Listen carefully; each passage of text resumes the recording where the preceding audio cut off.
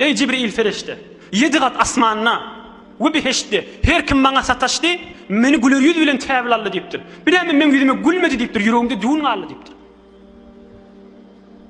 Yankı cehennemin sakçısı, asan gülmedi bana deyiptir. Hoş geldin aytı gülmedi deyiptir. Onun Cibril ferişte aytiptir. Zâke Malik, hazinun nar, lem yadhak mundu hulika, velev zahika li ahadin la zahika ileyke. Onun bir cehennemin sakçısı hazin niyale, bir yaradılanı ver gülenak. Ey Resulullah, eğer bir adama gülecek olsa sana gülerdi, sana gülmedi, indemeyle hiç kimde gülmeye, o da gülenakçı deyiptir. Eğer gülecek olsa sana gülerdi deyiptir. Gülmeye, onu Huday Teala, evet, o da azaptan çürüyüm, koyunlarda ol deyiptir. 7 kat asmanı geçirdik, cennet bilen beheşti geçirdik. On Cibril feriştani gördüm. فَاِذَا Cibril كَالْحَلَسِ الْبَالِ مِنْ خَشْيَةِ اللّٰهِ عَزَّ وَجَلَّ. Cibril feriştani gördüm, kıçılıp, bir kuğuriyen palas yana kol qalaptır deyiptir. Resulullah sallallahu aleyhi ve sellem ayet ya.